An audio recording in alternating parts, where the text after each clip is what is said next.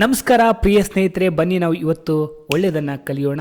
ಈ ಕಥೆಯ ಶೀರ್ಷಿಕೆ ಆಗೋದೆಲ್ಲ ಒಳ್ಳೆಯದಕ್ಕೆ ಅಂದುಕೊಳ್ಳೋಣವೇ, ಆಗೋದೆಲ್ಲ ಒಳ್ಳೆಯದಕ್ಕೆ ಅಂದುಕೊಳ್ಳೋಣವೇ ಅಂತೇಳಿ. ಇಬ್ಬರು ಗೆಳೆಯರಿರ್ತಾರೆ, ಇಬ್ಬರು ನಾವಿಕರು ಇರ್ತಾರೆ. ಒಂದು ಚಿಕ್ಕದಾದ ಬೋಟನ್ನು ತೊಗೊಂಡು ಹೀಗೆ ಫಿಶಿಂಗ್ ಅಂತೇಳಿ ಹೋಗಿರ್ತಾರೆ.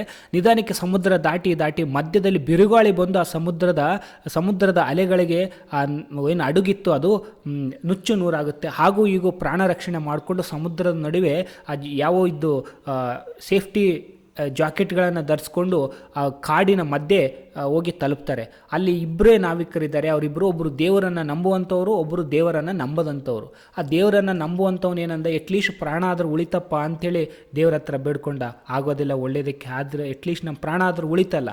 ಇನ್ನೊಬ್ಬನು ಹೇಳಿದ, ಯಾವ ದೇವರು ಸುಮ್ಮನಿರೋ, ನಿನಗೆಲ್ಲ ತಲೆ ಕೆಟ್ಟಿದೆ ಅಂತೇಳಿ, ಹೇಗಾದರೂ ಮಾಡಿ ಇಲ್ಲಿಂದ ನಾವು ಪಾರಾಗಬೇಕು, ಅದನ್ನು ಆಲೋಚನೆ ಮಾಡು ಅಂತ.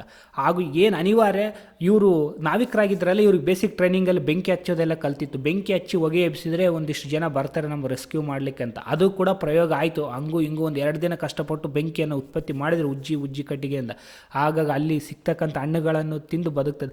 ಹಣ್ಣುಗಳು ಸಿಕ್ಕಾಗೆಲ್ಲ ಅಂತಿದ್ದ ಇವನು, ಯಾರೋ ದೇವರನ್ನು ನಂಬುವಂತಾನೆ, ಅಟ್ಲೀಸ್ಟ್ ದೇವರು ಹಣ್ಣಾದರೂ ಕೊಟ್ಟಿದ್ದಾನೆ, ಭಾಳ ಸಂತೋಷ, ಆಗೋದೆಲ್ಲ ಒಳ್ಳೆಯದಕ್ಕೆ, ಅಟ್ಲೀಸ್ಟ್ ಹಣ್ಣಾದರೂ ಇದ್ದಾವೆ ಅಂತಂತಿದ್ದ. ಅವನಿಗೆ ಸಿಟ್ಟು ಬರ್ತಾ ಇತ್ತು, ಅವನಿಗೆ ದೇವರನ್ನು ನಂಬದಂತಹ ನಾವಿಕನಿಗೆ.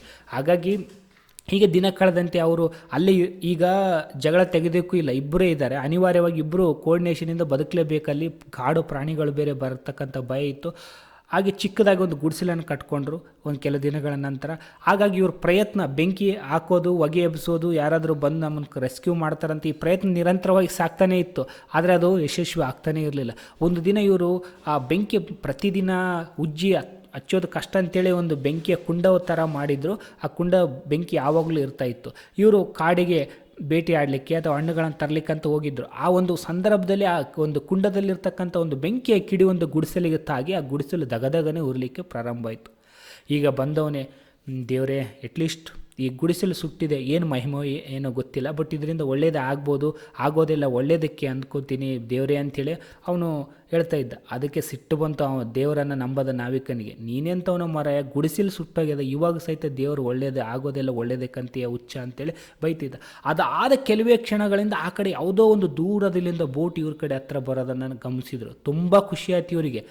ಆಗ ಅವರು ಬಂದವರೇ ಇವರು ನೋಡಿದ ತಕ್ಷಣ ಬೋಟನ್ನು ಇವರು ಜೋರಾಗಿ ಕೂತೆ ಹಾಕಿದರು. ಬರ್ರಿ ಸರ್, ರೆಸ್ಕ್ಯೂ ಅಂತ. ಅವ್ರು ಬಂದರು, ಇವರನ್ನು ನೋಡಿದರು.